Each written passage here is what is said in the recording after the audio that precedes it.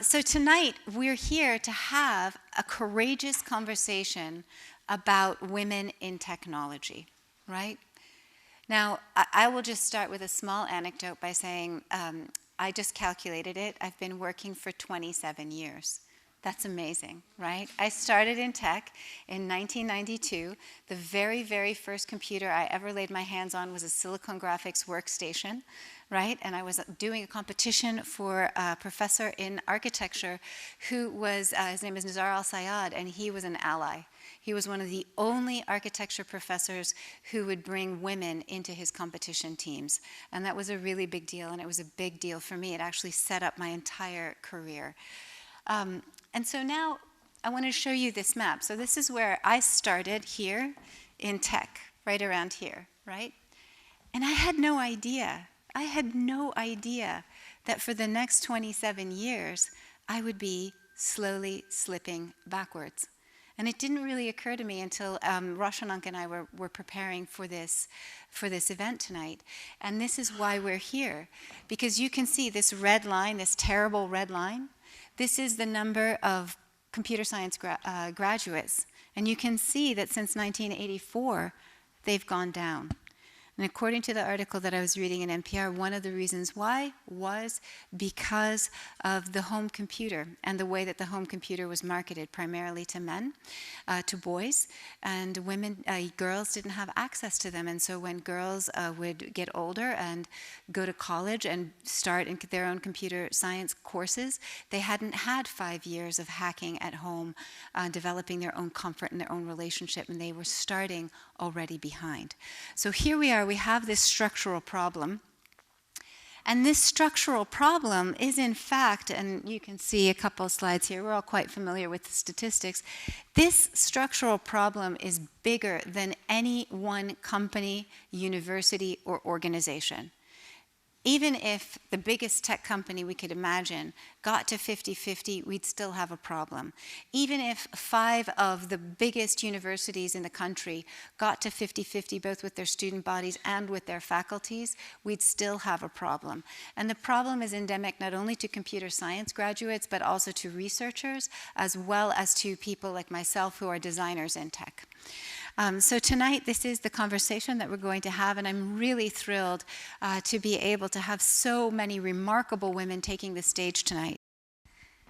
Hello, everyone. I'm Roshanak Roshandel. I am a professor of computer science here at Seattle U. I'm the chair of the department, although this year I'm on sabbatical, and I'm spending my sabbatical at Amazon, which is not exactly sabbatical. But, last sabbatical was a little boring. I was at home after 6 months. I didn't know what to do with myself. So this time I wanted to do something more interesting. And this is how I met Anna, and we've had wonderful conversations through various types of meetings, including HR meetings talking about diversity and various issues.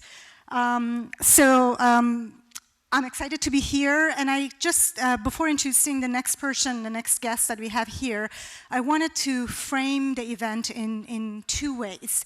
The first thing I want to say is that the issues that we are bringing up tonight here, we all are working in the tech industry. We work with a lot of colleagues. Most of them are men, statistically speaking, and they are wonderful allies. This is not an issue of us versus them. This is not a fight. We are here to support each other, to learn from each other, to empower each other, and to have conversations that will make the environment better. And so this problem a lot of times is referred to as a pipeline problem because we need to get more people interested in computer science.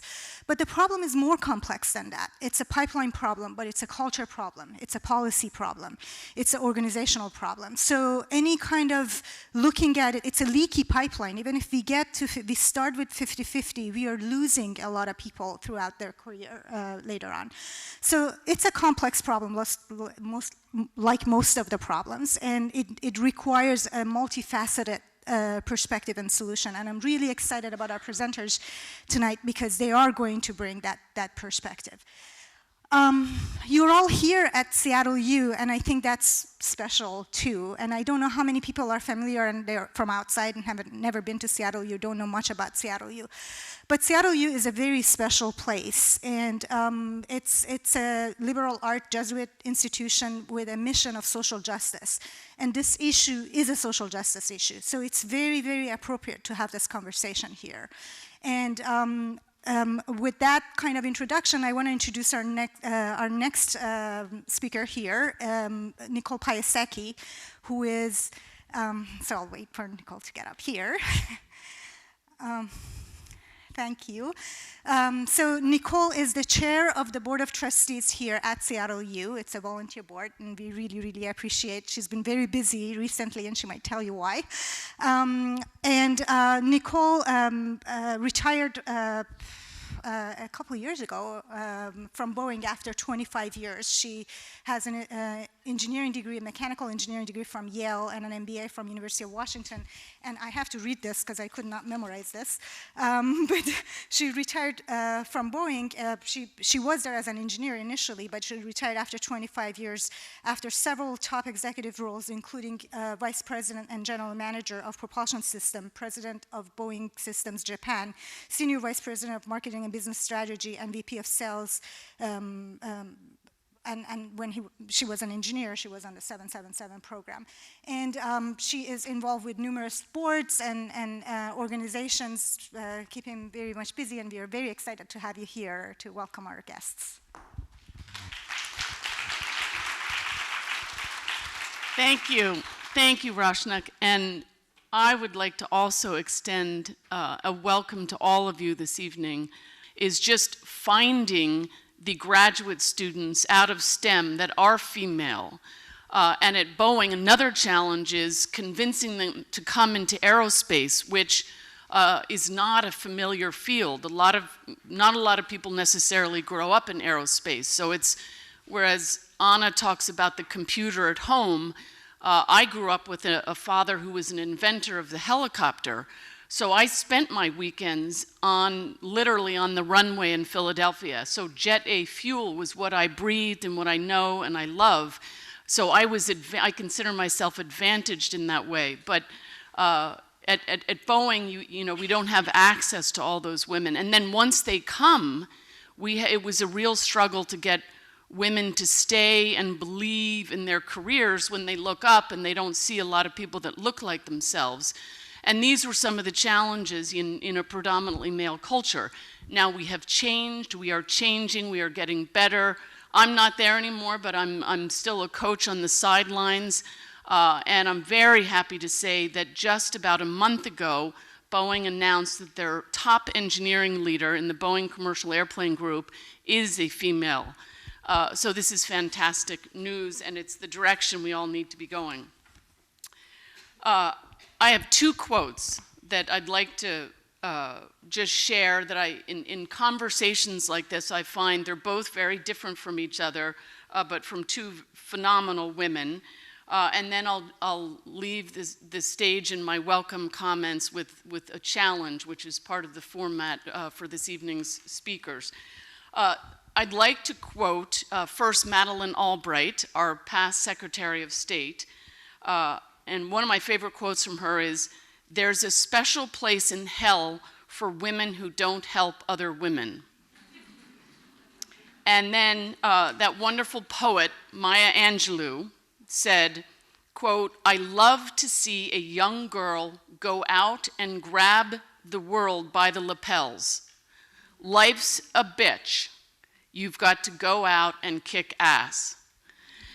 What I think the common thread for these two women is, no, it is not easy. What we're doing, what we're striving for is not easy, but forums like this, where we can keep the spirit going and the momentum, and it takes both females and males to make this change. These are the kinds of conversations and actions that will help us get to a world where the reality is 50-50 gender equity.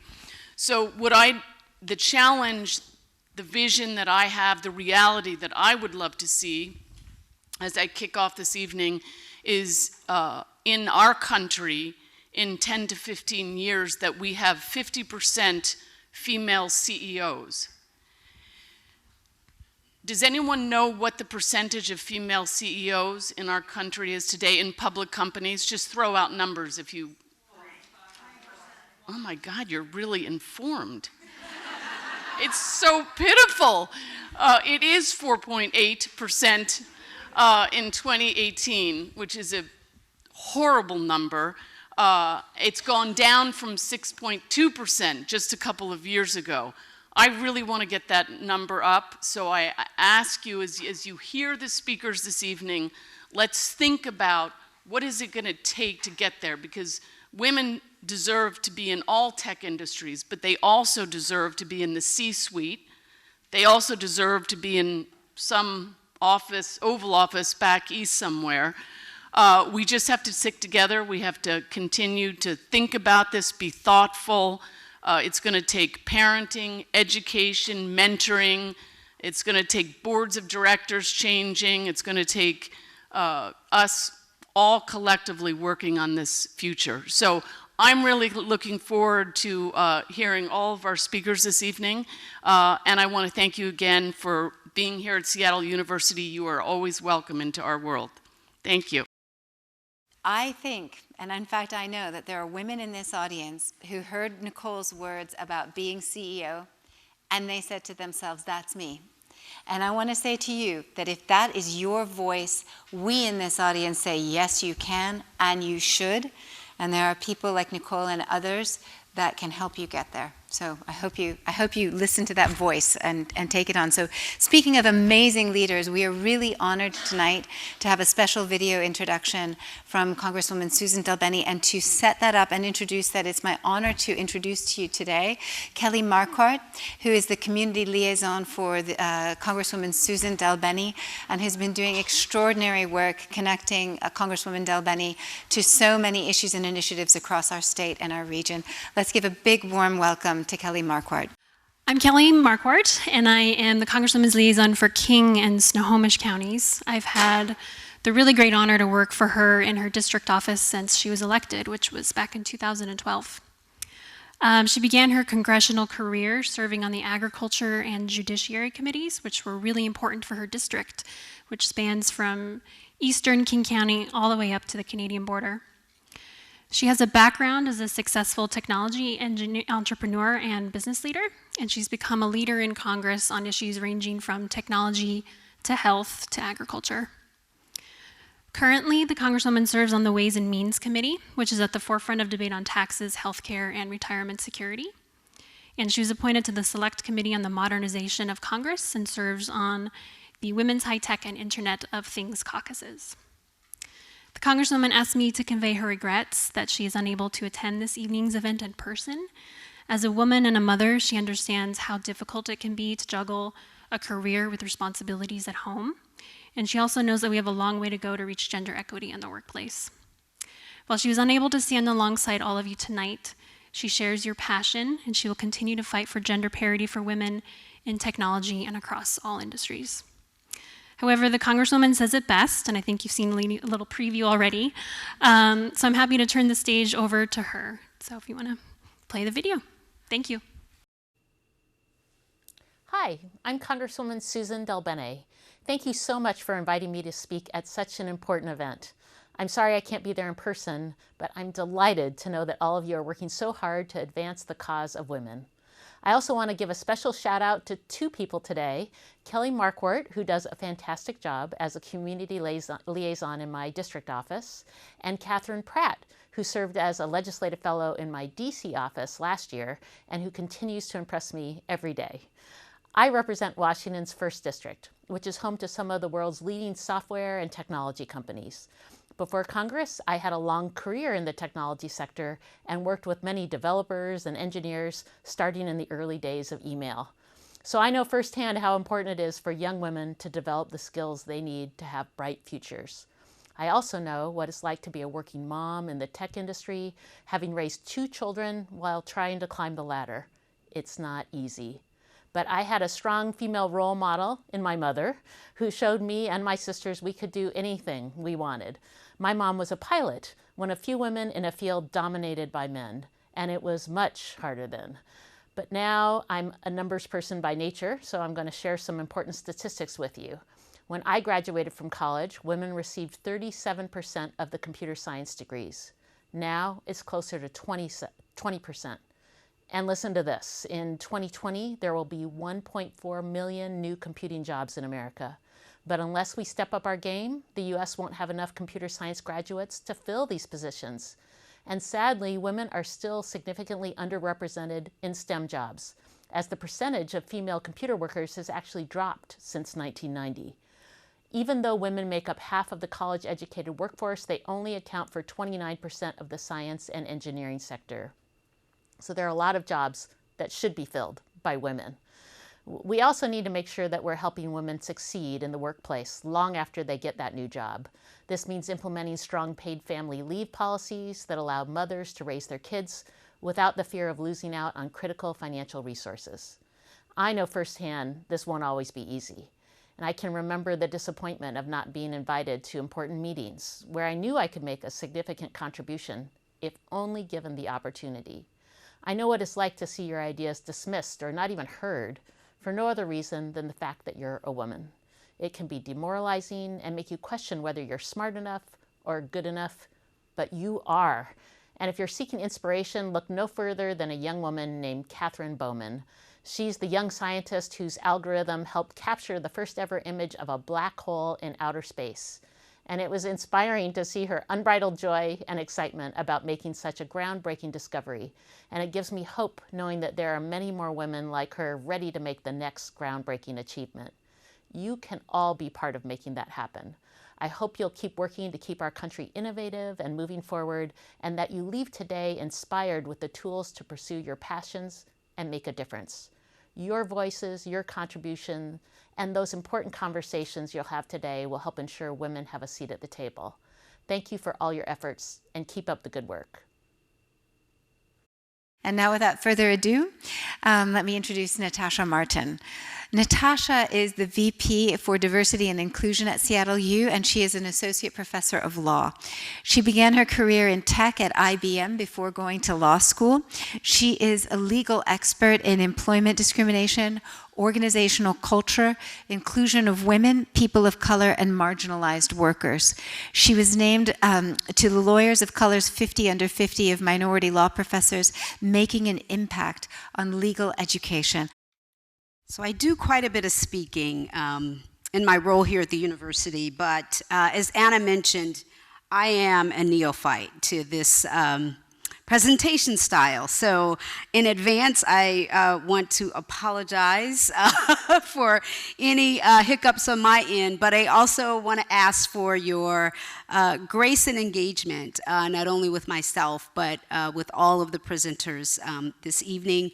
And then finally, I just want to offer my deepest gratitude to my colleagues who invited me to be a part of this amazing evening.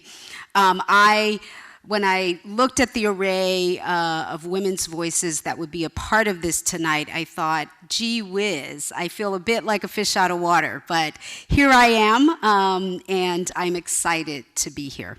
So, yes, that is an elephant, and I want to begin with the elephant in the room. I am a bit vertically challenged, so I'll try not to stay connected to this podium, but I will say that, yes, I am a black woman and I'm on the stage at this moment, so perhaps you're thinking, oh no, is this going to be an uncomfortable conversation this evening about a topic that I care about, but I am really interested in learning more. So the individuals that you see on the screen, a little bit about my story. You heard a little bit from Anna that I have some experience in the tech industry, and I really do stand on the shoulders of the individuals who were just shown on the screen. So when you think about the tech industry and you think about black and brown women, what images do you get? A few of them are on the screen. I asked my 12-year-old daughter this question, and Shuri from the Black Panther is one of her icons, the tech genius of Wakanda, and the other movies that are represented there. So one of the things I wanted to think about, or have us think about, is when we dig deeper into the tech industry, the headlines are not as positive as some of those images that appeared on the screen before. Right? The information about the statistics is pretty clear, and I won't go into many of those. But the term on the screen I want you to remember, intersectionality, it is a term that was coined by a law professor in 1989, recognizes that we're all more than the sum of our parts, and it describes this complex interaction between multiple identities and power and racism and sexism. Really a topic that is fruitful for this evening. So a framework for our conversation. So these are some of the statistics, right? What difference does the difference make that one is a woman of color in the tech industry? Certainly there is quite a bit of intersectional impact. The studies are really clear that in Silicon Valley, for example, in 177 Silicon Valley firms, less than 3% of all the workers are Black, Latinx, or Native American. And so when we think about the underrepresentation, and going back to the question I posed a moment ago, what is the impact of that on the professional growth and opportunities of women? So here are some terms that really reflect that, I think. Women are often perceived or presumed incompetent in the context of their jobs. Overall, they're less likely to be promoted, they face discrimination, and they receive less support. There are lots of barriers to belonging, and micro inequities or microaggressions are part of the everyday impediment to inclusion. Manifestations of bias, including isolation, disrespect, mistaken identity, being ignored, and being the target of various remarks. So there was a study recently titled Women in the Workplace by McKinstry, and the impact of not only the experiences that you have, but what it can do to your own psychological grounding for yourself can be really problematic. So why should we care about this? 2045 is an important year, and many of you may know why. The US Census really reflects that the racial profile of this country is going to be very, very different. And so what does this mean for the American workforce? A stunning development, in addition to the one of 2045, is that of 2060. Women of color, who currently constitute 39% of the female-identified population in the United States, will comprise the majority. So this is really interesting when we think about the pipeline in tech.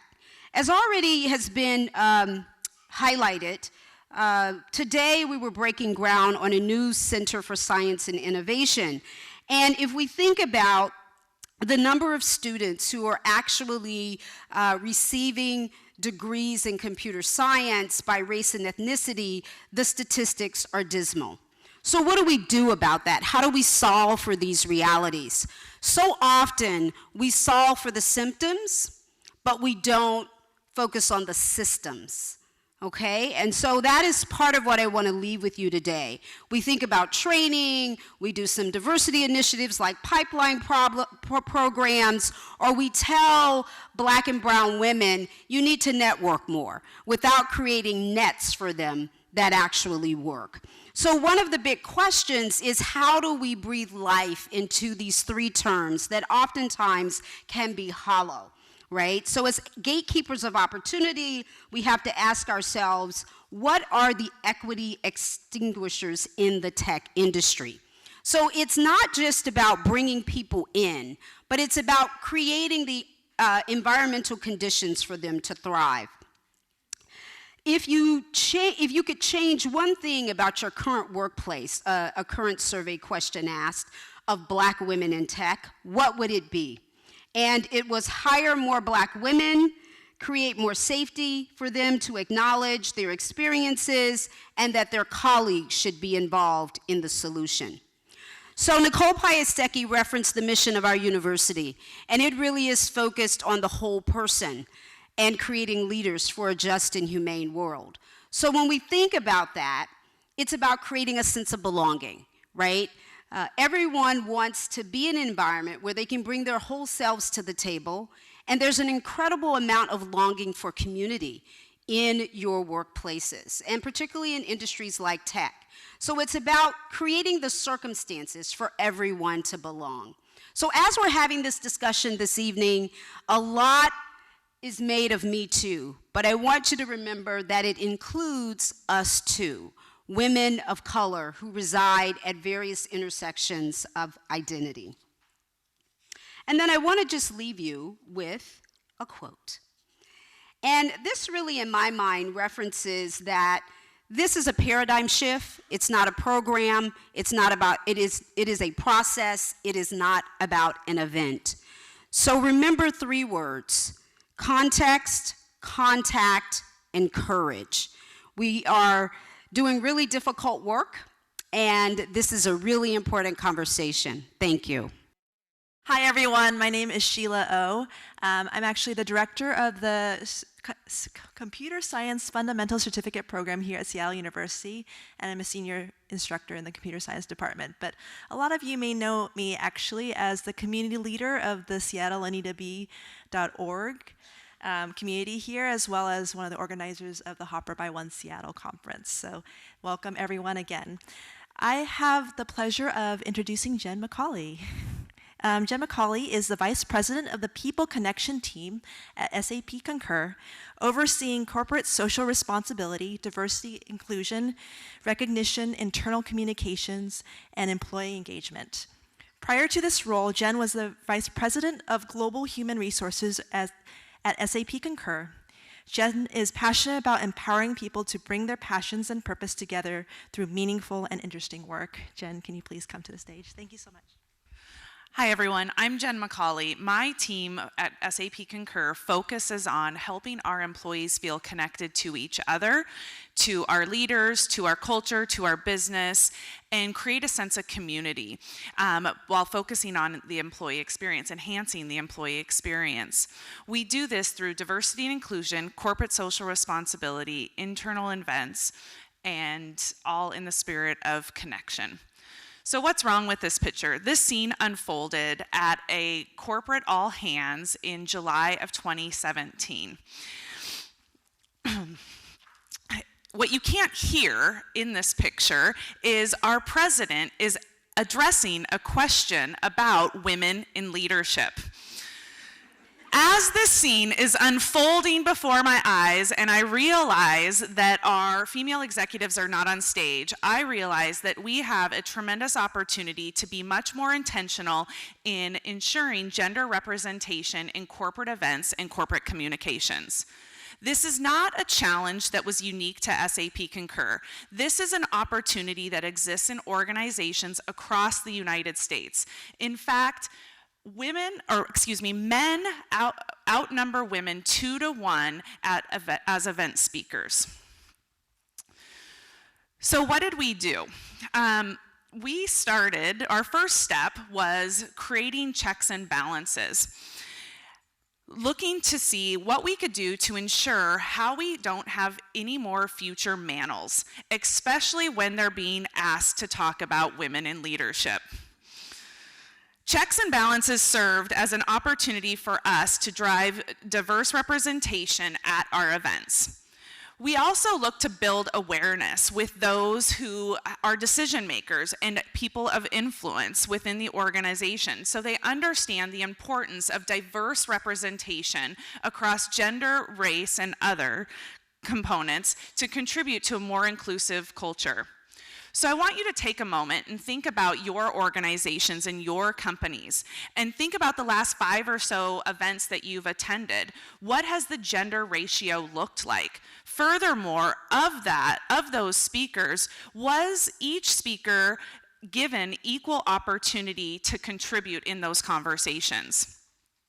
So let's take a look at some of the techniques that we put into place to drive, or to rather increase, female representation at internal company events, as well as within our internal corporate communications. And hopefully these will help you.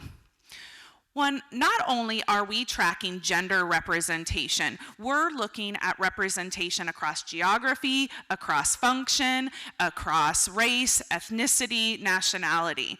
And it's important to track this over time, not looking at one event in a silo, but looking to do this over a course of all of your events.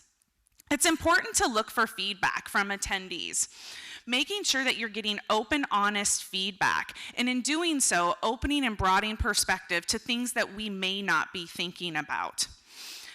And we get feedback all the time, and there's always something that we can be doing better. Wanting to avoid typecasting our speakers. This is really important. Not looking at typecasting them for demographic information. One of the things that we like to do with our speakers is a lightning round, which is fun, and you get to know the personality of your speaker a little bit more, but always make sure that questions are gender neutral. It's important to invite everybody to events focused on diversity and inclusion. This helps create the concept and enforces the power of allies. Allies are those individuals who may not identify with a particular minority group, but they're powerful in using their platform to help us move our agendas forward. This didn't come without challenges. Yes, we've made progress, what we've learned along the way, and it's important that there will be missteps, but we acknowledge them and we learn from them and we build upon those missteps. In order to create more diverse speakers, it's important to broaden the scope in terms of who you're looking at bringing on stage. Don't rely solely on leaders. Look for your subject matter experts. This also creates development opportunities for females, for your up-and-comers, and other underrepresented minority groups. While we look to create diversity on our stages and in our communications, it's really important that we don't force representation. People see through that. We cannot over-manufacture this. If you do, it will erode trust, credibility, and ultimately it'll erode your opportunity for impact. It's really important that we're also diving into the data. What I've talked about and shared today in this brief 6 minutes are really small steps that we've taken. But when you compile all of those small steps together, the compounding factor can have a big impact. In 2017, the picture that I showed, we had 2 female executives on our executive management team. Fast forward to today, we've doubled that and have 4. This is something that we are proud of. We've also increased the overall leadership pipeline of women in leadership across the all management chain, and we've increased employee female share to almost 46%. And women in technology to 25%. While we're really, really proud of the progress that we are making, there is so much more progress to be made. And it involves everything. It involves intention and really getting out in front of these important conversations. Again, we're really proud of the progress. We recognize there is so much more progress to be made. So fast forward to one of our most recent all hands meetings that happened earlier this year, and I can look not at horror as I did with the first picture and gasp, but look at this picture with a ton of pride. Diversity, inclusion, and belonging affects and is an important aspect of all aspects of our business. Thank you. So I'm really excited to introduce our next speaker that I heard her speak at the HopperX conference as well. Next speaker is Cynthia Tee, who is the Senior Director of Engineering at Nordstrom. Prior to that, she held several executive leadership roles at Microsoft, PlayFab, and Ada Developers Academy, which is a Seattle-based nonprofit organization teaching software development to women and gender diverse people. She has a master's degree in computer science from Massachusetts Institute of Technology, and I'm super excited to hear her speak. My PechaKucha today was inspired by a book, So You Want to Talk About Race, by Ijeoma Oluo. I believe in the power of allyship, to achieve 50-50. I believe in the impact that privilege can have in elevating others. I come to you today with the perspective of being on a journey to be the best allies I can for other people, but also as somebody who have had allies open the door for me and sponsor me in my journey and my career. So first, I would like to talk about microaggressions. How many of you have experienced the microaggressions that are coming on the screen now? Raise your hand. So many of them as they come up on the screen. Microaggressions are very intersectional. I've experienced some of these, but not all. For example, I've never experienced somebody trying to touch my hair. Educate yourself. Educate yourself. Don't make, if you didn't understand why somebody raised their hand, don't ask them to explain this to you. Educate yourself so that you can call it in.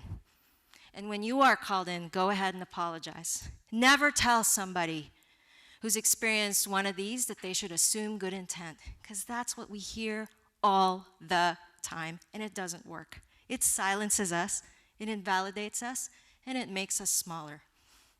So don't do that. Next, I want to talk about the diversity hire. Why is it such a challenge? It is because we always talk about lowering the bar. It's because that for those of us who are diversity hires, we always ask ourselves, did I get this job because of my gender, my race, or did I get it because of my merit? I have come to terms with this. I've struggled with it a lot.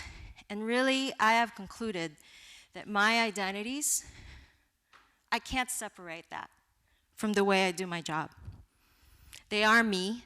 They are the way I lead. I'm a damn good engineer because I'm smart and I'm capable, but also because I'm a woman, a person of color, Chinese, an immigrant, and that gives me a unique perspective. So take the door that someone opens for you. The playing field was never level for us. We have always had to work 5 times harder. The bar doesn't need to be lowered, it needs to be more accessible. When you hire somebody, think about it. We always go for jobs where we meet every single one of the requirements. So maybe you should give us the higher, more senior job. Maybe that's what you should be interviewing us for.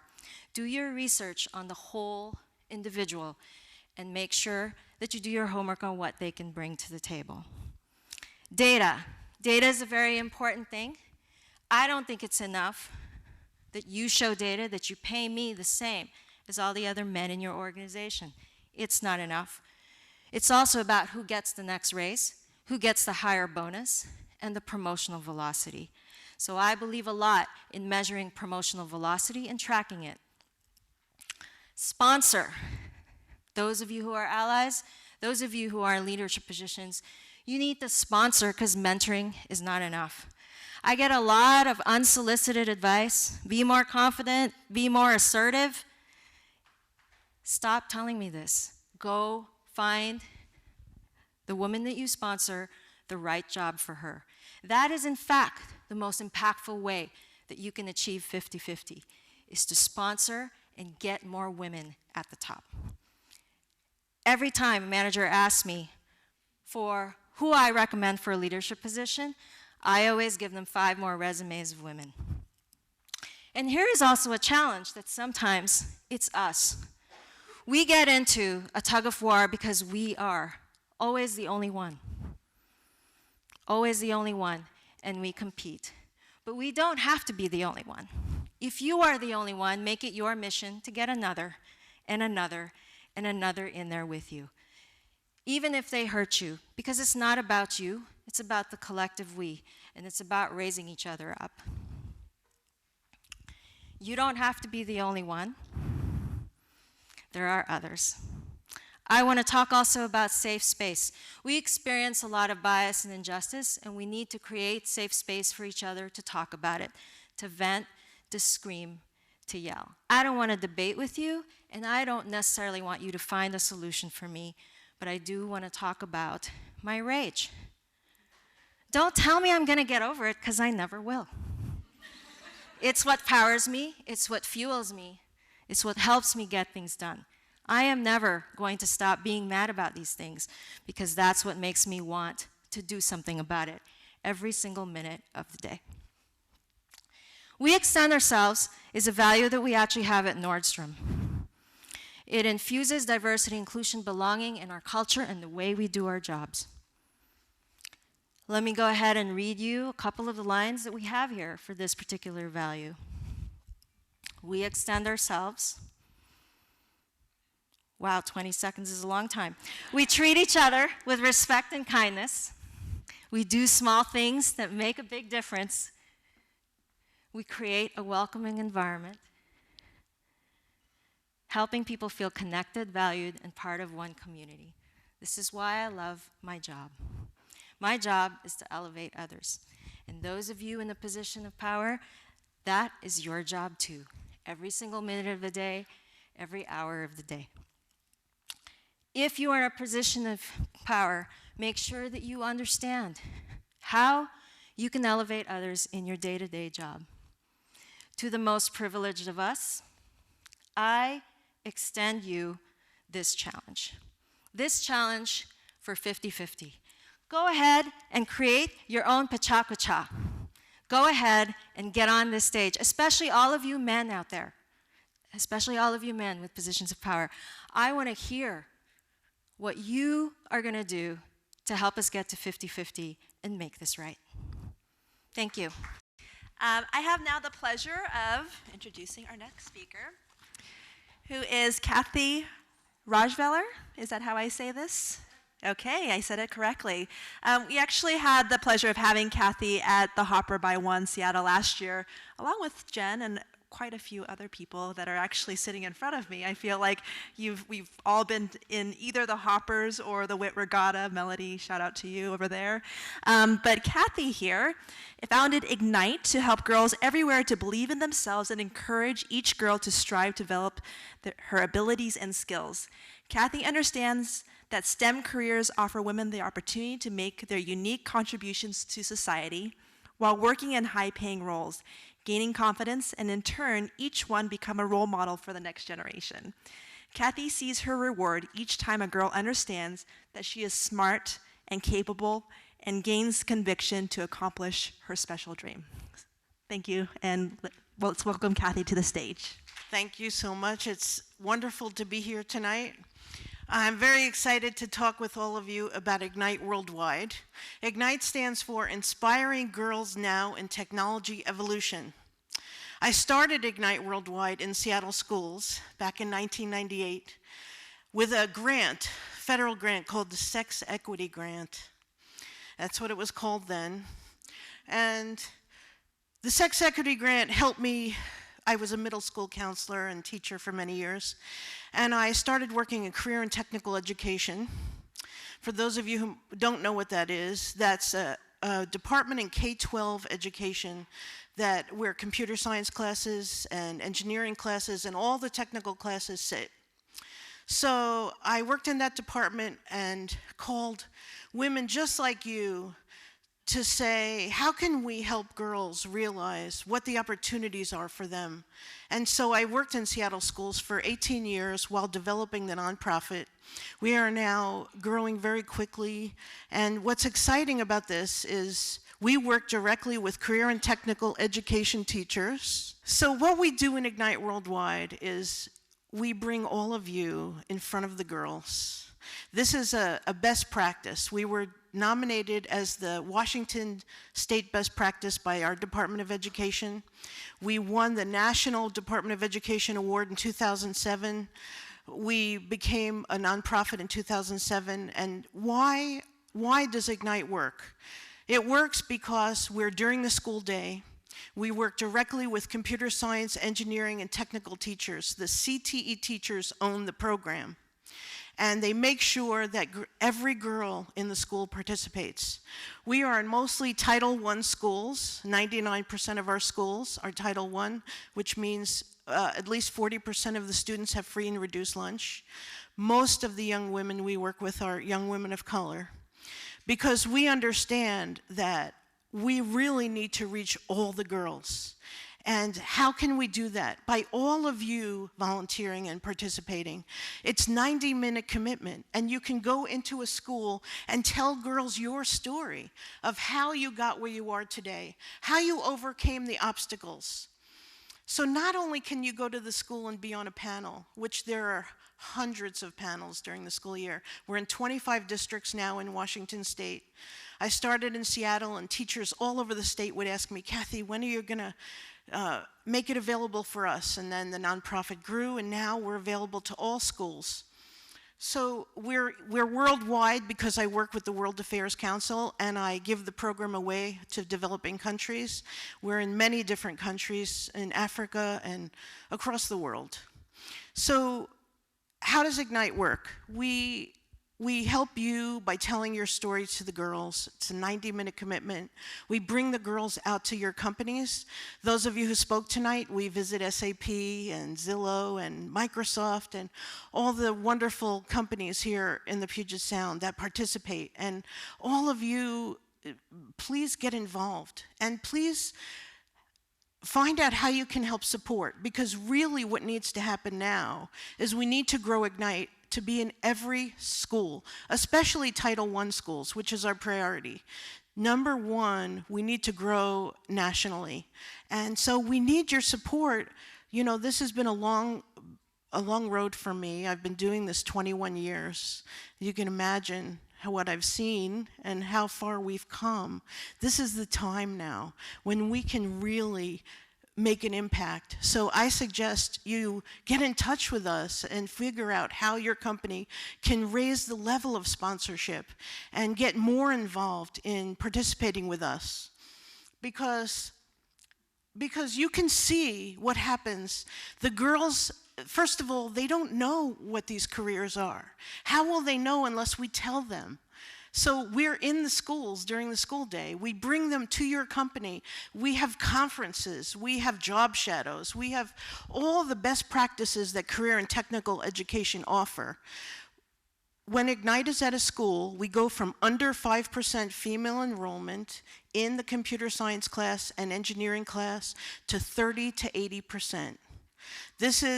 We are just won a major award. The White House Office of Science and Technology and the National Science Foundation chose Ignite Worldwide out of the 14 organizations in our country that are doing the best, most effective work in gender equity for STEM. So we really are a best practice based on best research practices. So we'd really like you to be involved and change a girl's life, 90 minutes. I designed the program to make it really easy to be involved. You know, everybody can take 90 minutes once in a while and come and change girls' lives, you know. So we have a volunteer training. It's 20 minutes online, and then you're prepared to go out and tell your story in the most wonderful way possible. We want to help support you to feel really comfortable when you're in front of the girls. They ask such great questions, and they're so curious about what you do and how to get there.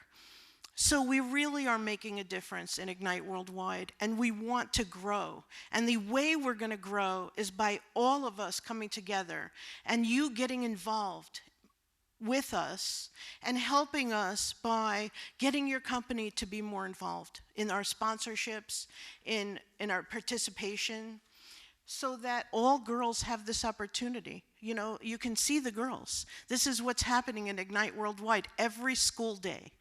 Every school day, there are coding workshops and panels and field trips, and the schools are supporting this. It took so many years to get the career and technical education programs on board, but we're there now. That's a pretty exciting thing for all of us, is to know that our schools really care and that they want this to happen. So K-12 education, we start in 4th grade, and you know what's wonderful about this? Because when the boys see the girls in these classes, they will expect them to be there. They will say, oh, the girls are in my class. They don't even think about it because they see them there. They belong there. So the culture is changing in the schools. The culture is changing for everyone. And this is where we need to start. We need to start with the girls as young as possible.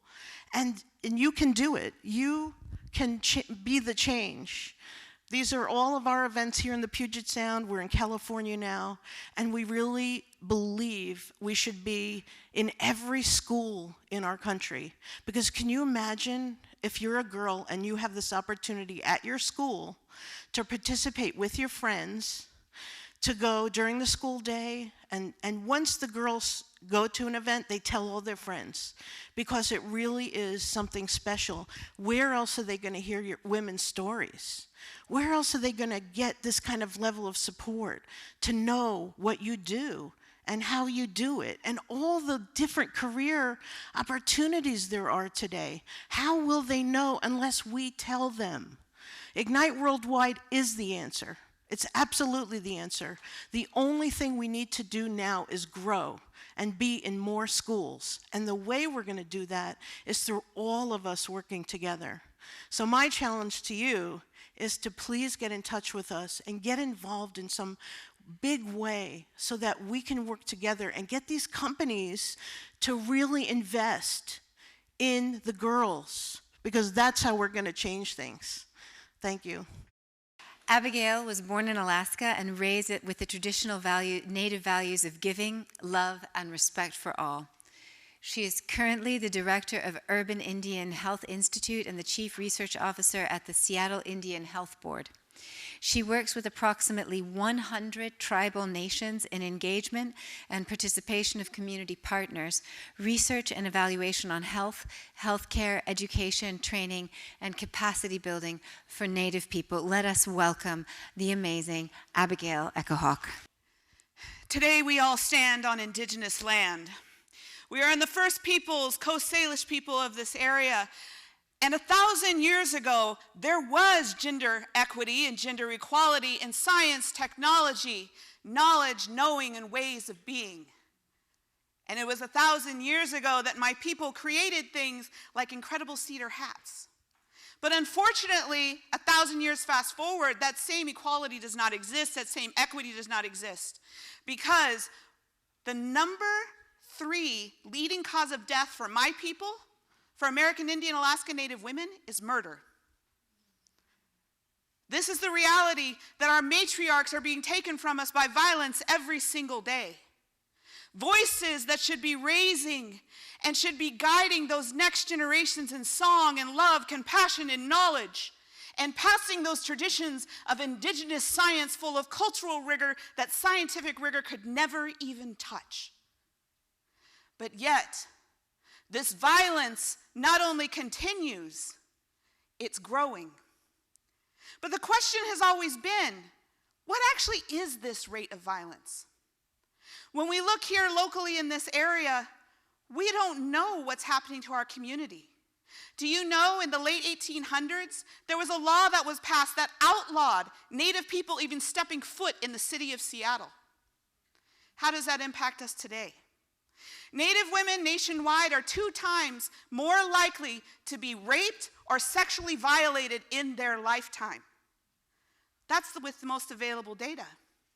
But my organization collected original data here in Seattle, and out of the Native women that we spoke to, 94% of them had been raped or sexually assaulted in their lifetime in this city. Why did nobody know that before? Why was this new data? My community, both here locally, in the state and nationwide, has been calling for justice. For many years, I watched tribal leadership stand in front of the FBI, the Department of Justice, state and counties, and say, our women are dying. And they would say, oh, you have one story. You have 2. But where's the data? Year after year after year, century after century, that is what we've heard. And we heard them say, Department of Justice said, well, it'll take millions of dollars. We need allocations from Congress. The police told us, it's too hard to gather the information from our system. We don't have the technology, nor do we have the resources. But we said at my organization, we will stand for this no longer. And we did our own research. 2 Native women, including myself, Native researchers, went out and gathered data in 71 cities across the United States. We built the very first database that looked at missing and murdered Indigenous women in 71 cities across this country. And what we found is that I don't know. I couldn't even scratch the surface. We found 506 cases of missing and murdered Native women in 71 cities across the United States. Within that number, within that data, I knew that it was an absolute gross undercount. The youngest person in that data was 8 months old, killed by a stranger.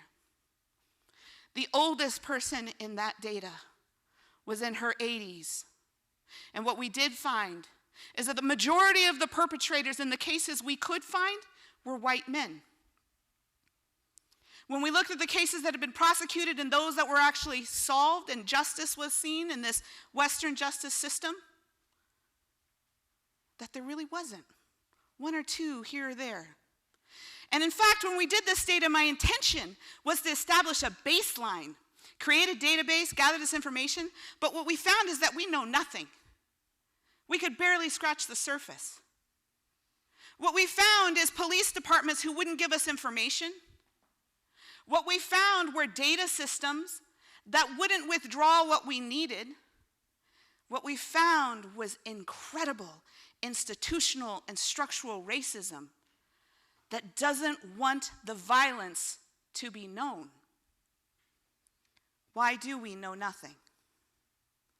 Out of that 506, more than 150 of them came from original research and data collection that myself and the co-author did. We call these the invisible ones because they weren't actually classified in the data. We worked with a police department in Anchorage, Alaska, and worked with their police and said, here's the list of all the names of the Native women we know who died in your jurisdiction. We know are missing. Why aren't they in the data that you sent us? Why aren't their voices there? And this is what I think of. Because most of the people that we talked to who were handling the data systems at the police departments were white men. Most of the people who created the programming were white men. Why is the information being shaped by the outside, by individuals who have been impacted by the institutional and structural racism that don't want to see that the genocide of my people is still continuing? When we talk about technology, we focus on things that are the symptoms, but like one of the other co-presenters said, what we aren't looking at is the system. But what we have is individuals, including all of us, participate in these systems of inequity and injustice. But until we challenge the institutional racism, which really is this system of oppression, and in the sense for Indigenous peoples, the United States policies that you can look up a treaty right now, you can look up the US Constitution where they call me a merciless savage, was to eliminate us.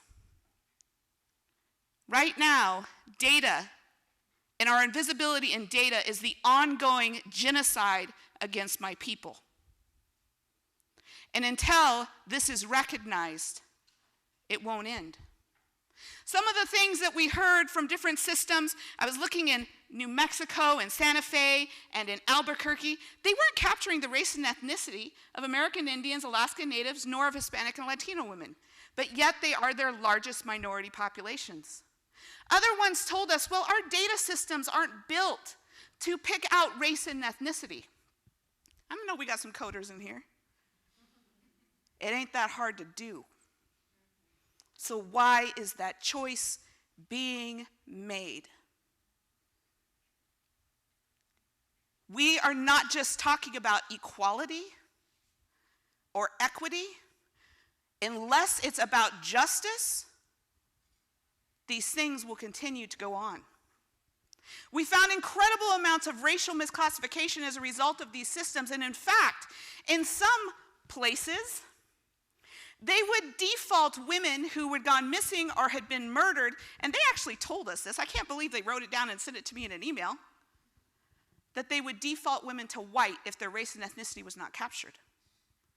We live in a country that is built on white supremacy, colonialism, and the incredibly bloody genocide of individuals and people in slavery. It is continued to be played out in the systems that we have.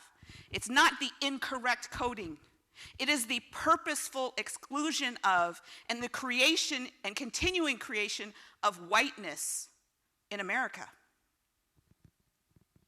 Achieving equity is a call for justice. Because I think when they sat in that room and everybody was like, oh, let's create these police data systems, you know, I've created databases. And they're all sitting around, and it's like, okay, we're going to capture demographics, particularly if we think about people who have been missing and murdered. If you've gone missing, one of the things you want to see on a missing poster is the race and ethnicity of the individual. There's a family here in Seattle who was just 3 weeks ago, after 10 years of asking the Department of Justice, finally got the racial misclassification fixed. 10 years of a woman being misclassified within that data system. What we are calling for is the decolonization of data, and that's what we do. 2 Native women did what nobody else would do and said they couldn't do. We are decolonizing data by using the best of Western science, but not staying grounded in that, because that science was built to eliminate me.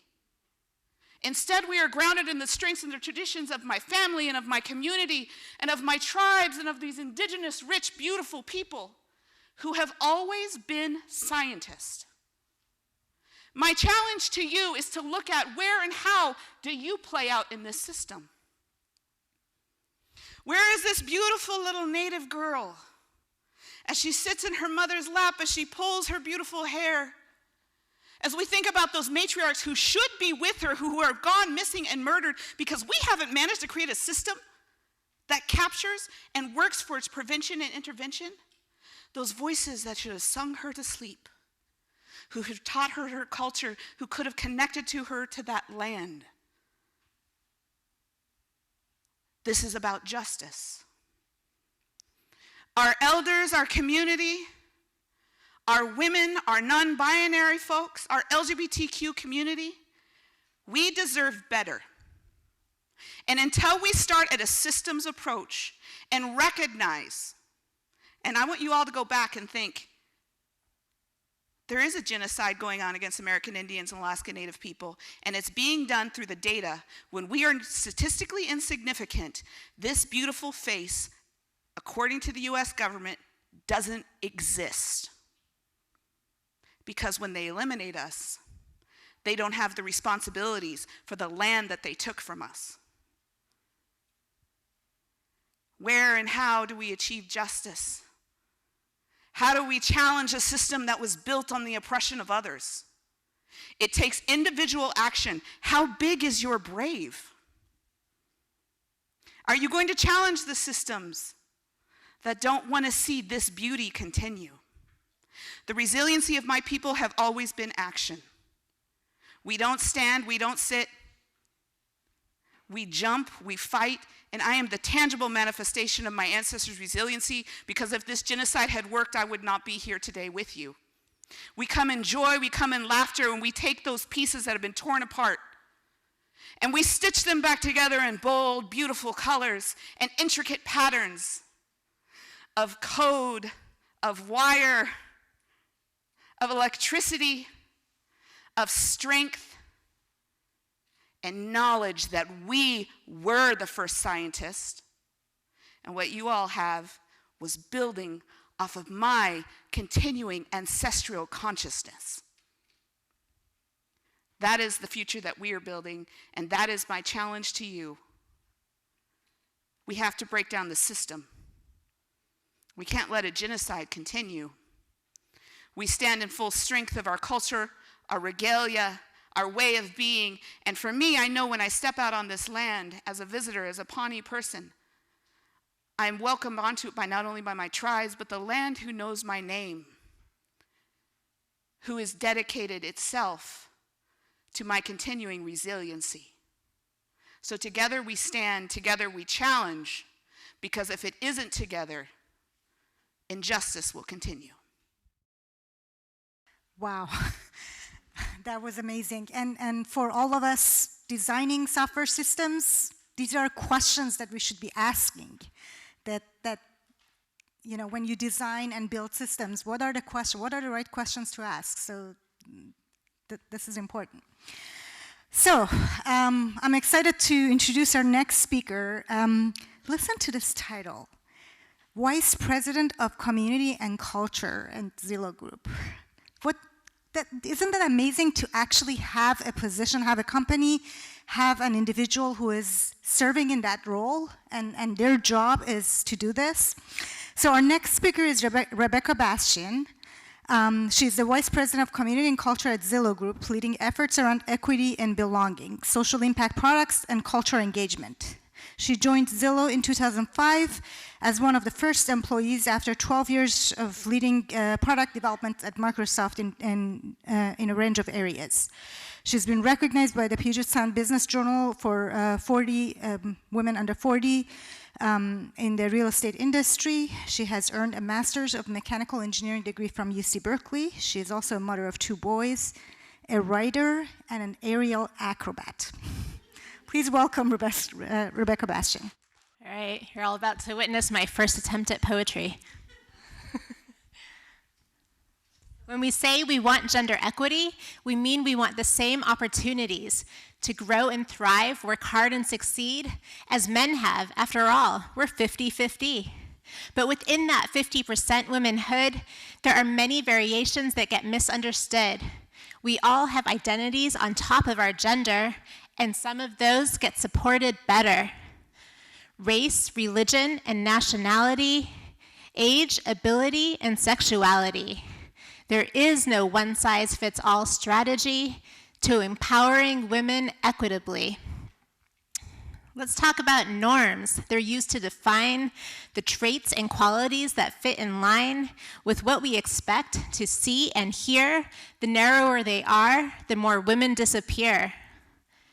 In order to support the mental space for all women to thrive in this little rat race, we need to expand the norms we believe are indicative of what it looks like to succeed.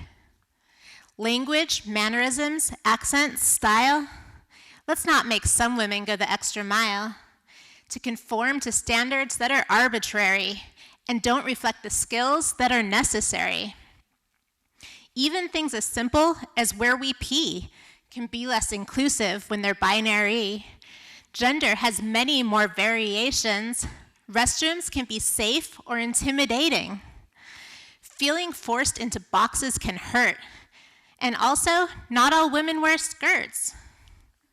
Speaking of not one size fits all, swag is a place where we often drop the ball.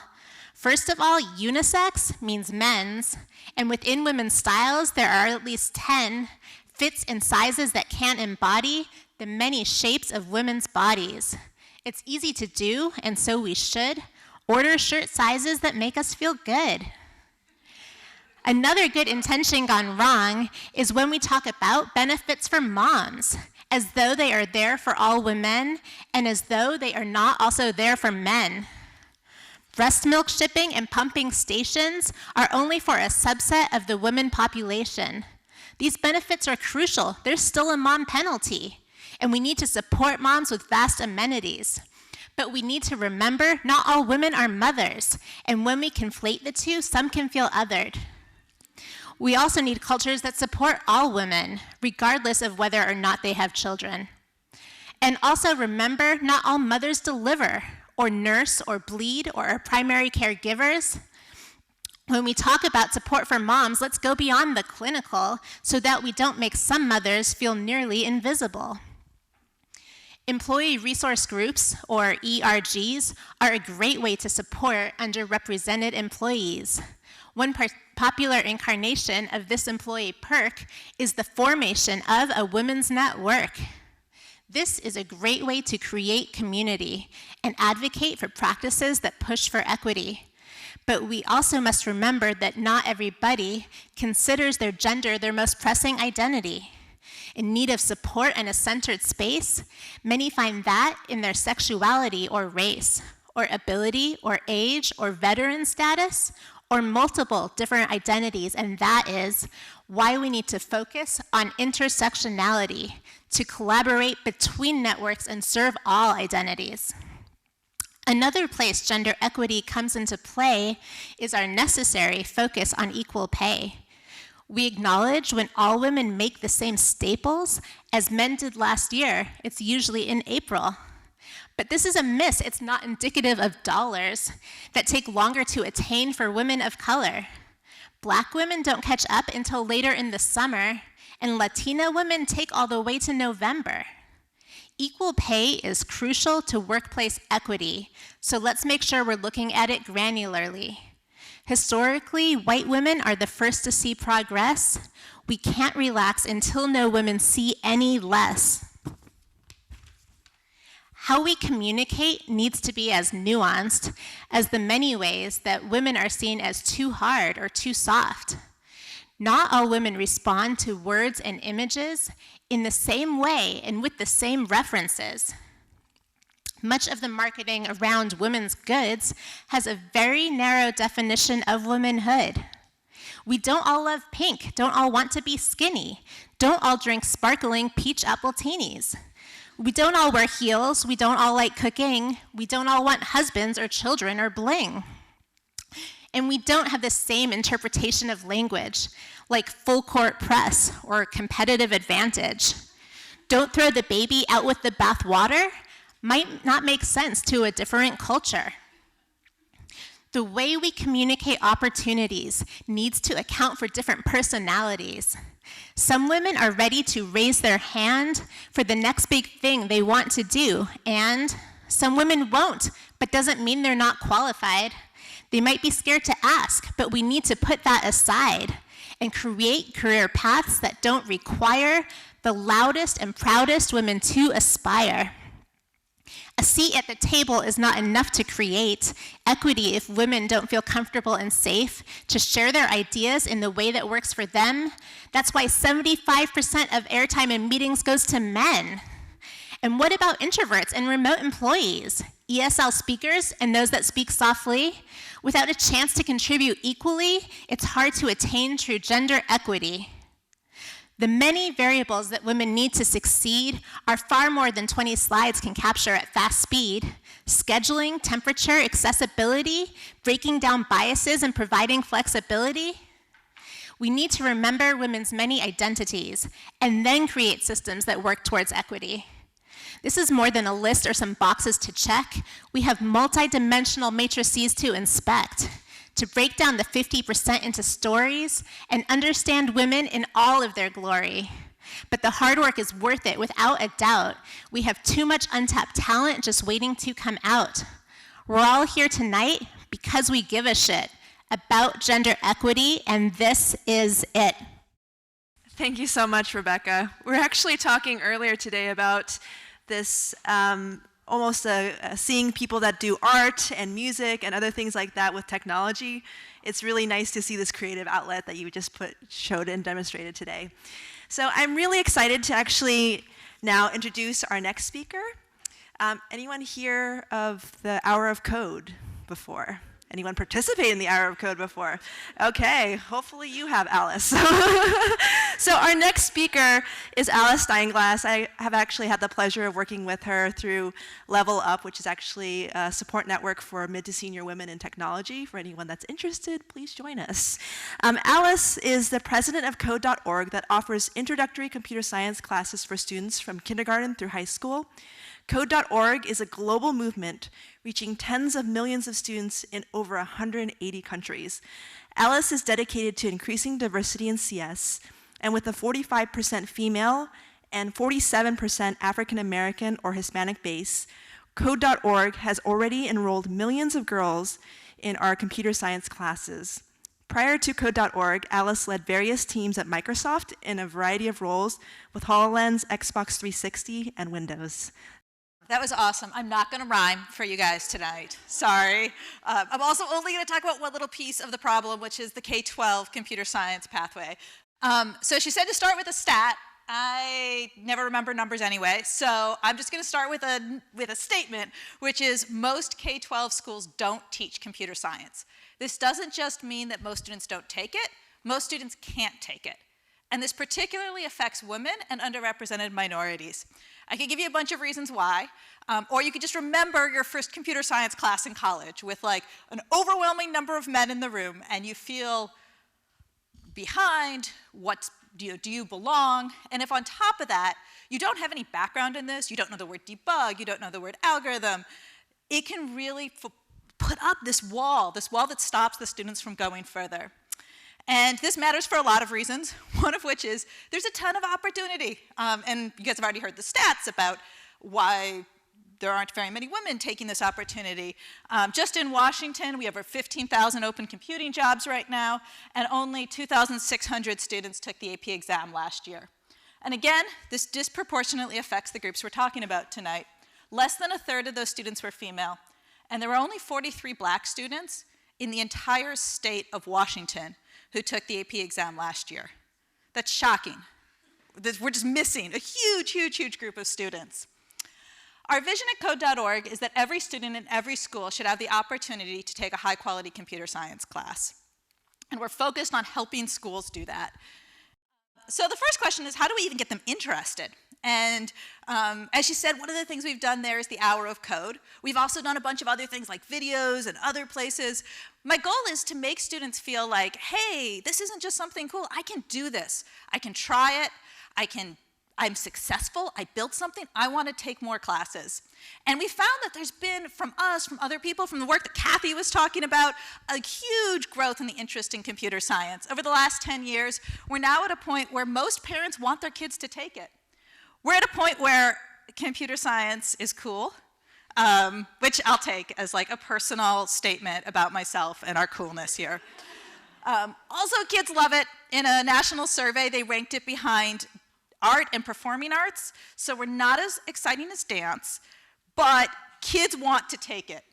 But it doesn't matter if the kids want to take it, if the parents want to do it, if the school doesn't offer it, right? So, you know, we're still at a point where the kids are interested, but there just is not that opportunity.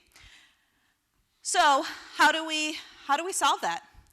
How do we change the education system so that it is part of the school day, so it is part of what the kids have as part of their school day? So we looked at that and we said, you know, I want it to be something that's available online or after school or summer, all of that, but you don't reach all the students that way. We're not going to reach all the students unless it's something that is built into the school day. I think, Kathy, you did a really good job of talking about one of the reasons that the Ignite program works is it's during the school day. We're meeting the students where they are, and I want the classroom to be during the school day.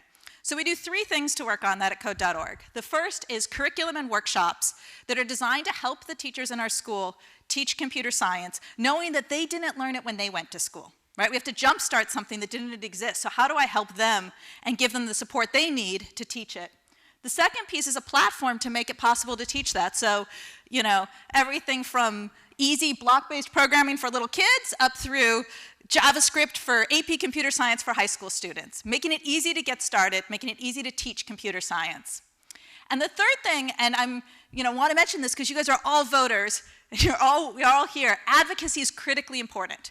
We need the policies at the state level, we need the policies at the district level to support computer science in our schools. It's things like certifications for teachers, funding for teachers to attend professional development to learn how to teach computer science, support for these teachers in our school. So that's another thing that we work on across the country at code.org. I'm going to tell you one story. This is Claire. She works in the Oakland public school system, or she did, and they could see Silicon Valley from Oakland, you can see San Francisco, and yet only 200 of the students in 6th through 12th grade at Oakland Public Schools were taking computer science. So she worked with math teachers, history teachers, art teachers. She worked with us to help them become computer science teachers, and in 2 years, they went to 4,000 students taking computer science in Oakland. This is something that they absolutely did and can do. The AP Computer Science test was the fifth most popular, third most passed, and actually they got a higher pass rate from the girls than they did from the guys that year. So, ton of opportunity. And it's not just about Oakland. This is something that is happening nationwide. I know we've seen a lot of depressing stats tonight. There's one good one, which is we are seeing growth in K-12 education. We are seeing movement in the right direction in K-12 education. This is women taking the AP exam. This is underrepresented minorities taking the AP exam. It is going up. It is not where it needs to be. It is a long way from where it needs to be, but it is going in the right direction, and I'm really excited that we're seeing this kind of change. We're seeing it after a decline for the last 10 years. We're seeing it moving in the right direction. Just on code.org, and we're one platform, we have over 32 million students, but what I'm more excited about is that these students represent a population that looks like America, or closer. We're not there yet completely, but almost half are female. Almost half are on free or reduced meals, and almost half are underrepresented minorities. Now, like every good nonprofit, I'm going to encourage you to all join this movement. Code.org/help. We're still not there. We have a long way to go. You can help us translate things. You can help us volunteer in classrooms. There's lots of ways to get involved. I'd encourage all of you to come join us, help join the movement, help make this happen. And I also, like every nonprofit, need to thank the people who make this all possible. Our curriculum is available at no cost for schools because of the generous donors here and many others, including maybe some of you in this room. And I really want to thank the teachers. We have over 1 million teachers, and at the end of the day, they're the ones doing this, they're the ones in the classroom, and they're really making it happen. And when I look at that movement and I look at what's happening in K-12 education, I'll leave you with one positive note, which is our teachers are really making a difference in America. So thank you. I'm excited to introduce Katherine Pratt, and this might be the last time that she's introduced as a PhD student, because she's defending next week.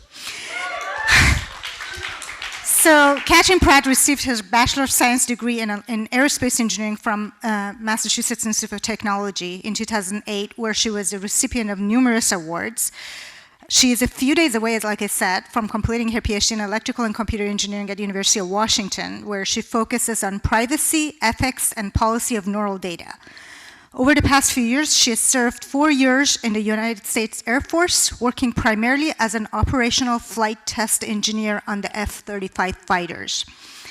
More recently, she has interned with the ACLU of Washington through Speech, Privacy, and Technology Project, and recently also completed a 6-month fellowship at the first Congressional Innovation Fellow through the Tech Congress, where she worked at Representative Susan Bene's office to advise and craft technology policy and legislation. This is a 20-slide, 20 seconds each. I really need 20 slides, 20 seconds each to just go through all the list of her awards. So I'm super excited to have her here. Welcome. So hi, everyone, and I want to thank everyone for putting together and making such a great event. I'm excited to be here today to tell you about my story. As has been mentioned, I stand before you as an almost PhD, but it's been anything but straightforward for me to get here. And along the way, I've had some amazing mentors, and I hope that my experiences will help make better mentors. So I knew by about the 4th grade that I was going to be an engineer of some flavor, and I was incredibly lucky to grow up in a college town that had tons of weekend and summer science K-12 activities. I was actually just back at Oregon State last weekend giving a seminar in the robotics group, and I remembered being in more buildings there than I've ever been here at UW. And so I realized now that this accessibility and availability was an incredible privilege for me, and that I had parents who were able to take me to and pay for these programs. And so many of the students who could benefit from these programs, even here in Seattle, have barriers that I couldn't imagine. And I've become much more aware of these as I factor, or much more aware of these factors in my outreach. And so this includes talking about my education.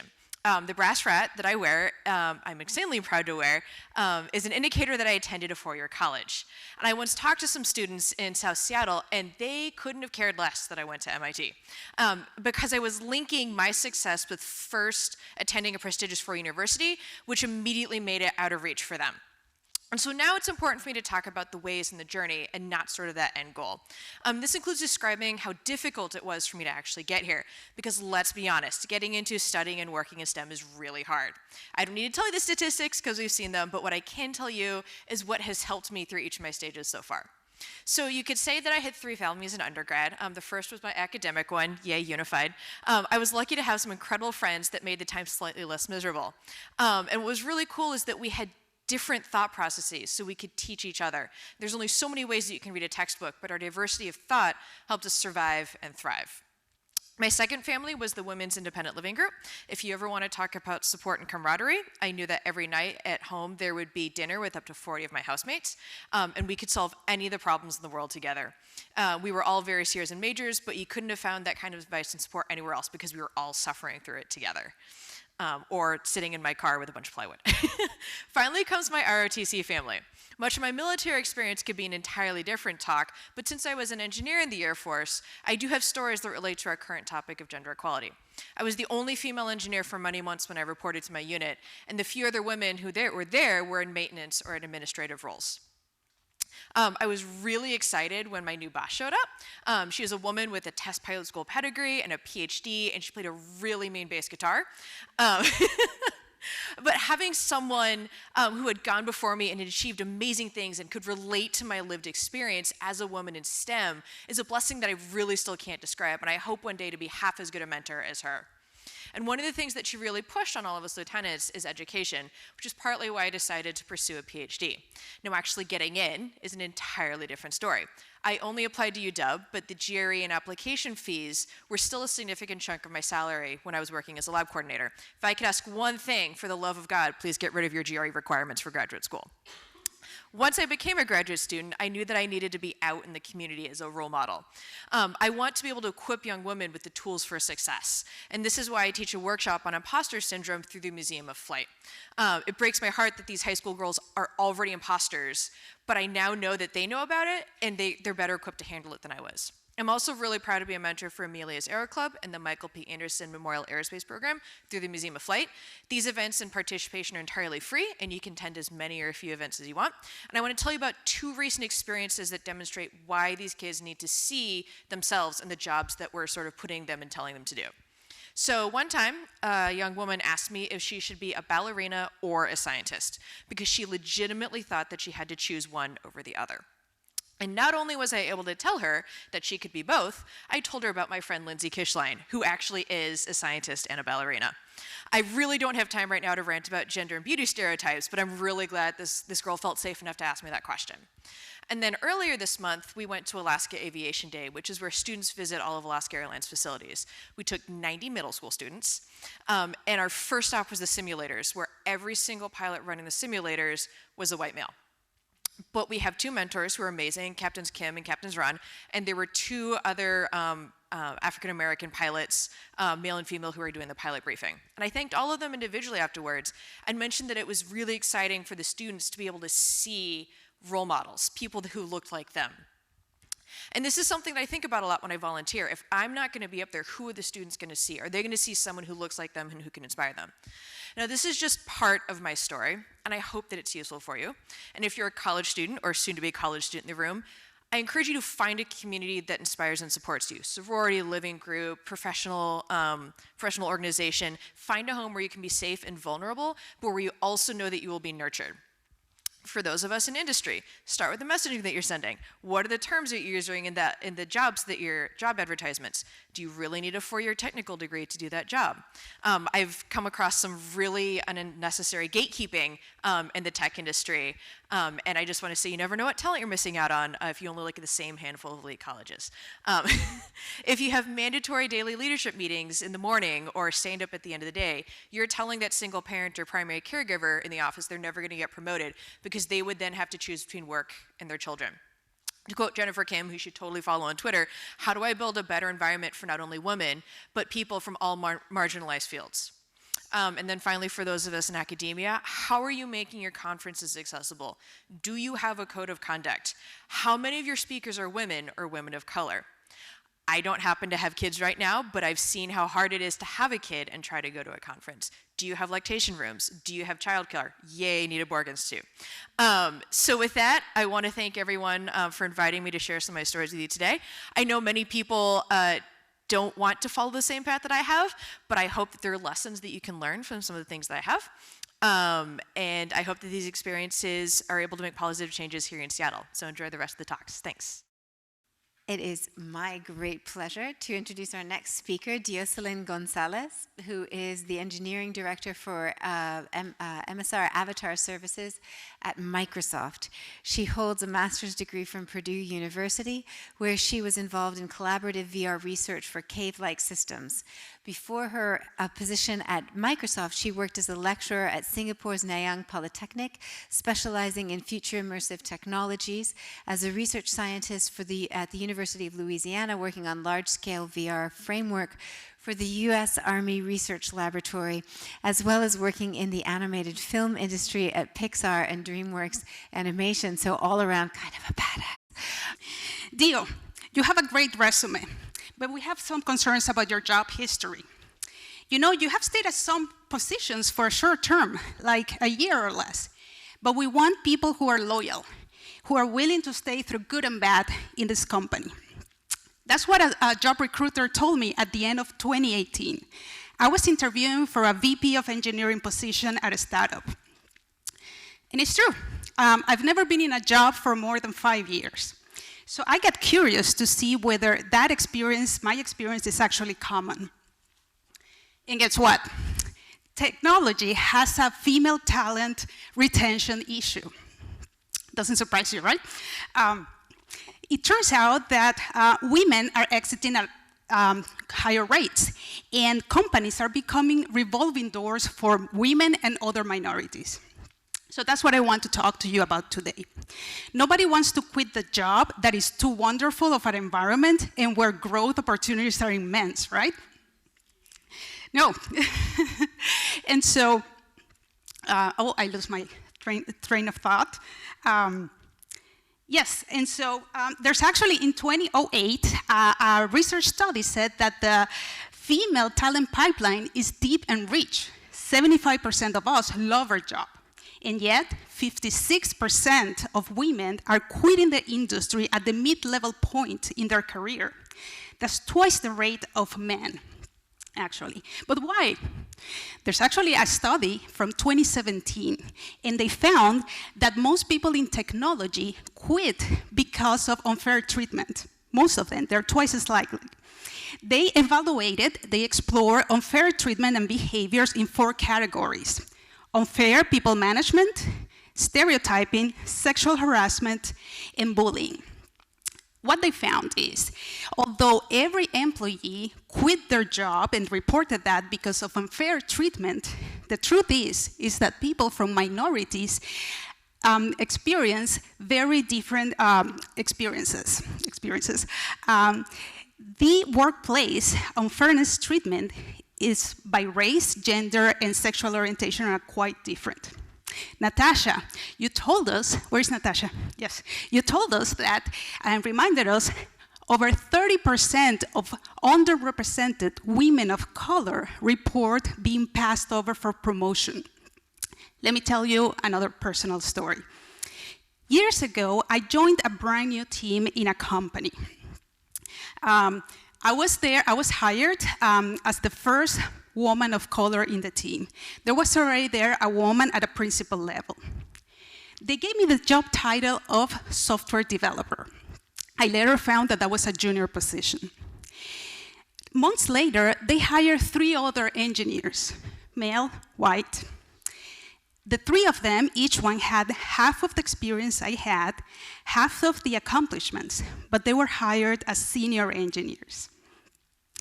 So I went to HR and my manager and asked them, hey, you need to fix this. It took 4 months, but finally they gave me the title of principal engineer. The CEO sent me a letter, very nice, congratulating me and saying how much I deserved it. HR even sent me a gift basket. Yeah, what I started then was for the next year, my manager kept repeating that I wasn't really a principal engineer. He told me the whole company is very angry at your promotion deal. And nothing that I did was good enough of what he expected as a principal engineer. I quit, as you can imagine. And well, there are many aspects and issues for underrepresented people in technology. The point is, experiences, and even though it affects everybody, people from diverse and underrepresented backgrounds face unique challenges. Global solutions that scale, right? We all want to do that. And it's not only my opinion, and Natasha also mentioned, like the best solutions that are effective and scale are the ones that take a systemic model change model. This is the model that has been tested, proved, and documented actually by the National Center of Women in Technology. And as you can see, retention is just one part of the puzzle of a whole system that is continuously monitored and evaluated. Data transparency is one of the foundational steps in this. Many companies today, they actually publish their data, the diversity data. But I want to give a shout out to Intel. It's the only company that I know publishes the retention data. In 2018, they saw 1.3% decrease in exit rates for women. At Microsoft, I'm super happy that diversity efforts are part of the performance evaluation and promotion criteria. Each one of us, we have to write key priorities, key success metrics, and we have to demonstrate impact. My challenge and my dream is that we make these models federal law. So, back to my initial story. I'm almost done. I'm super glad I didn't get that VP job and actually ended up at Microsoft Research. In a recent one-on-one, Gavin, who is my manager, he told me, Dio, come to my office anytime you want to be reminded how great of a job you're doing. And I told him, you know, I'm gonna take you on that because people like me don't hear compliments very often. And he said, yeah, that's why I'm offering. How wonderful it is. I feel valued and I hope to be there for a long time. And for my last slide, I'm gonna just be quiet so all of us can read what he says, absorb it, and reflect on it.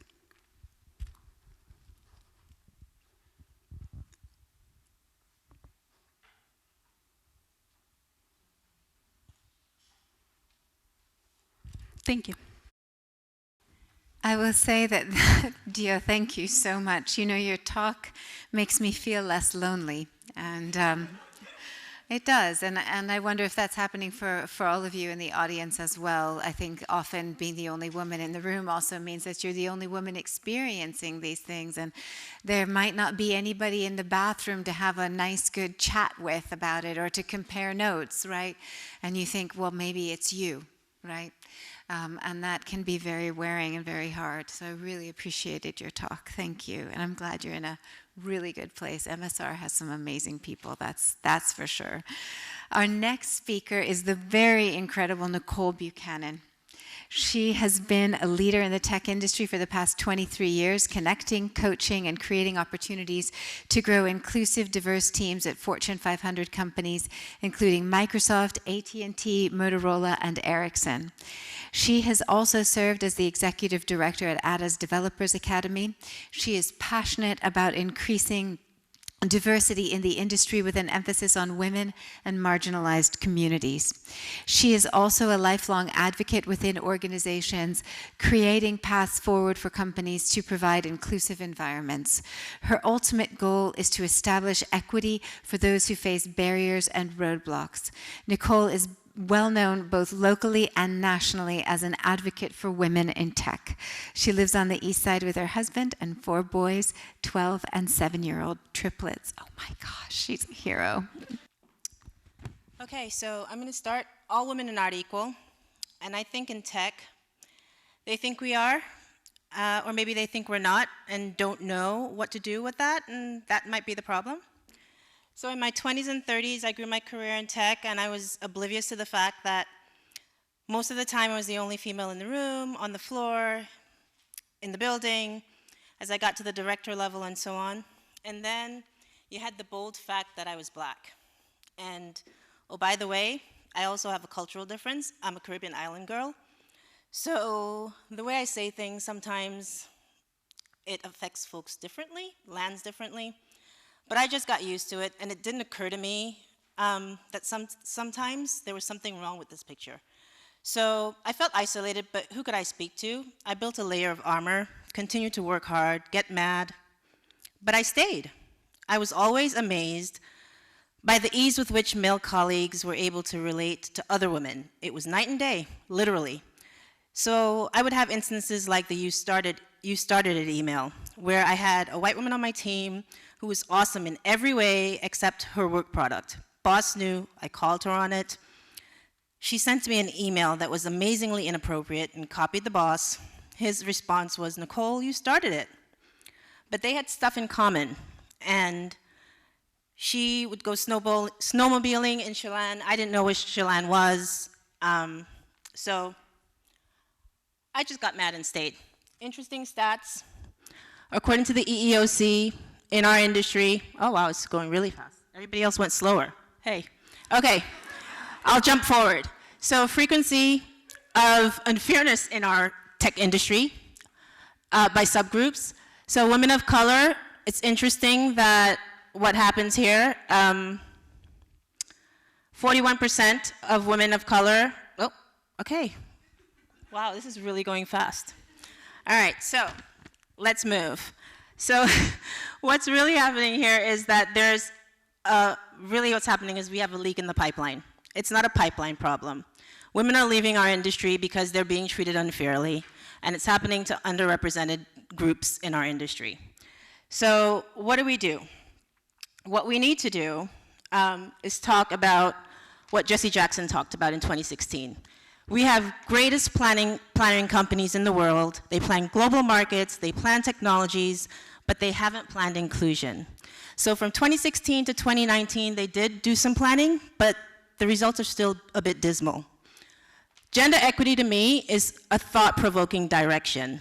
And what we find is that people say gender equity and equality, and they use that equity and equality term kind of together. Well, they're not. Equality equals sameness, and that means giving everyone the same thing, but that's only if everyone starts at the same place, and we don't, folks. We don't start at the same place. So equity is fairness, and that's access to the same opportunities. Equality is the end, equity is the means. So what can we do? If equity is about fairness, then what we're talking about here is making up for the gap between bias and reality. How can we hack the system to give women an equitable shot? Why don't we think about mainstreaming, right? It's a very useful strategy. It overlays various lenses across the actions in our organizations. Promos, pay, performance, and that would be positively positioning us for equality down the road. So let's talk about equal pay day. Some folks brought it up a little bit earlier. We're celebrating Equal Pay Day on April 2nd. But what would happen if we really celebrated Equal Pay Day in November? Because our Latina sisters, they're really not celebrating Equal Pay Day until November 20th. This allows us to tell a different and more inclusive story about women, work, and wages than the story that we're celebrating Equal Pay Day today, before all women actually earn as much as white men. The narrative really counts. So what we're finding out is, we talk about the wage gap like it's a monolith, but it varies by race. So, for example, the pay gap for Latinas is much larger, and in the past when organizations do efforts around pay equity, the Latinas really don't respond that well. So what we find is that although pay equity is really important, on its own, it doesn't work for that subgroup because the wage gap is so wide for them already. Do you remember a company called Kodak? There were some things that they didn't do really well, but there were some things that they did really, really well. They created career pathways, right? So companies should think about doing that. Creating career pathways for people in support roles to move them up the ladder through training and mentorship. Zillow is doing that really well. Rebecca can tell you a lot more about that. So in a nutshell, the winning recipe needs to be as multifaceted as this issue is. The institutions really need to think about implementing programs that take into consideration the varying needs of the subgroups. Then we won't have this leaking pipeline, and women will stay. So as I interact with millennials and Gen Zs and speak to many folks within my generation, they sometimes say, you know, were you folks asleep at the wheel? How could you let this happen? Be more vocal. The fact of the matter is, those are hard questions, but there's a lot that we have learned for the folks that walked before us. And I listened to folks like Ursula Burns who have said, we have to own our position in this world, and be strong and aggressive about it. And maybe that's what I was doing in my 20s and 30s because I stayed. And when I think about it, I applaud this new generation and the generations to come. I look forward to it because they're aware and engaged, and I'm immensely proud of them for taking action together to solve this major, major issue. And I'm learning from them as we go. I think there's some things that we really need to do to solve this issue, and we can't use a broad brush approach to solving it.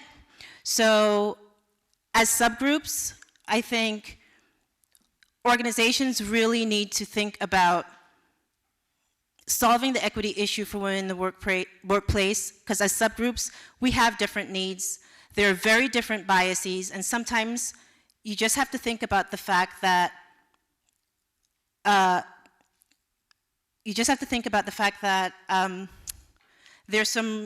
have to right some of the wrongs. There's some historical institutionalized wrongs that have to be right to break the cycle. You have to also think about the fact that we have to advocate for equity policies within our organizations. Write in on HR surveys that they send out and let people know. Advocate to our state representatives. And last but not least, there's a presidential election coming up, and this will potentially be an issue around, there'll be a potential issue on there around paycheck fairness and other issues around equity in the workplace. And so you need to really exercise your voice. You have a right to vote. Please vote. Vote 2020. It's really, really important. Thanks. Okay, so I have the pleasure of now introducing Gail Jacoby, who is the Director of Product Management and Data Science at Microsoft's Experiences and Devices Division.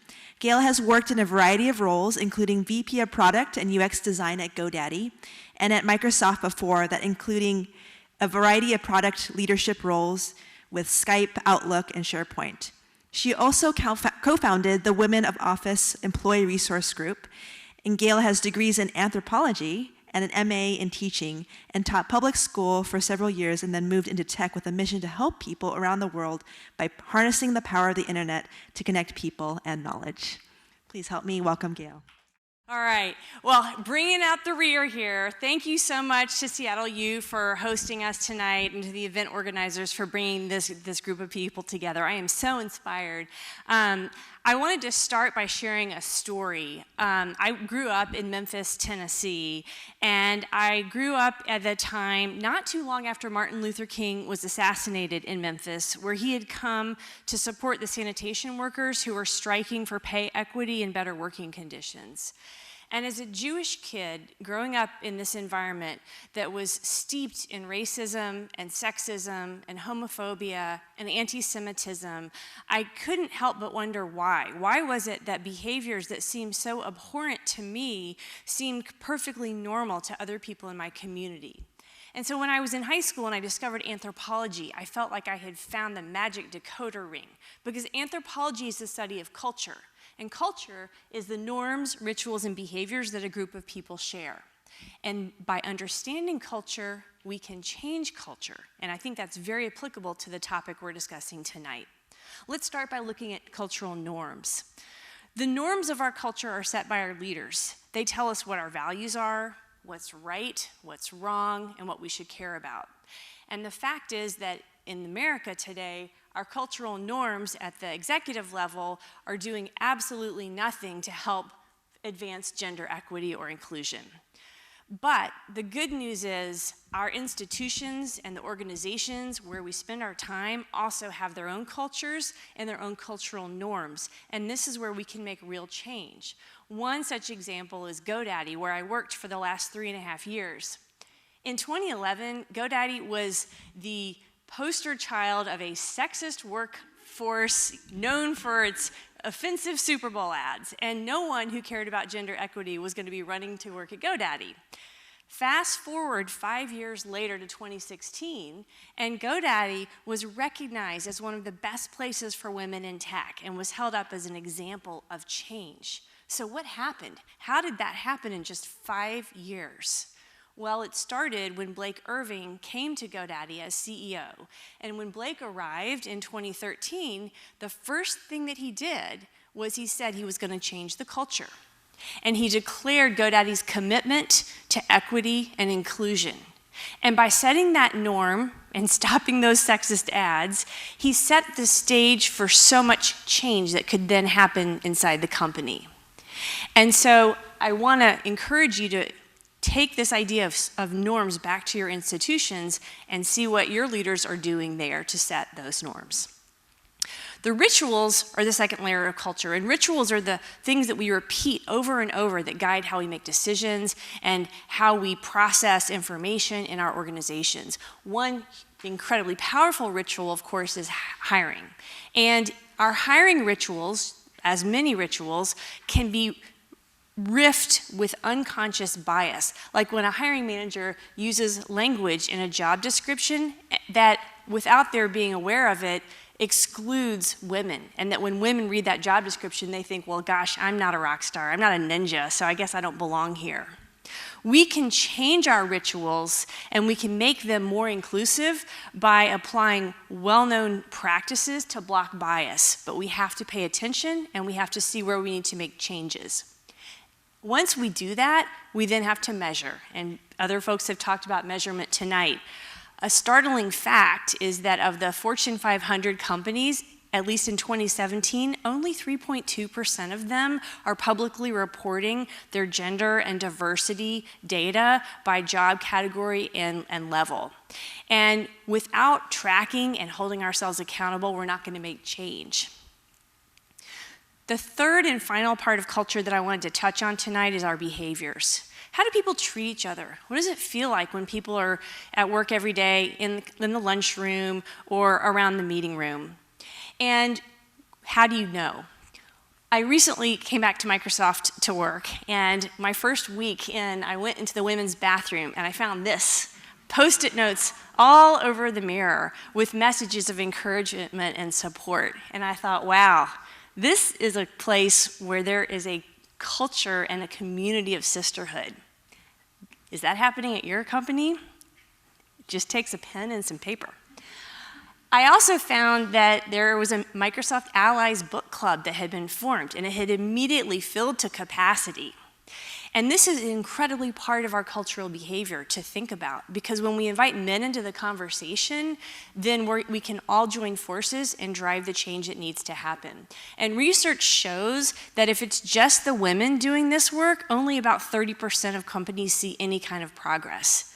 But when the men are involved too, we get to 96%.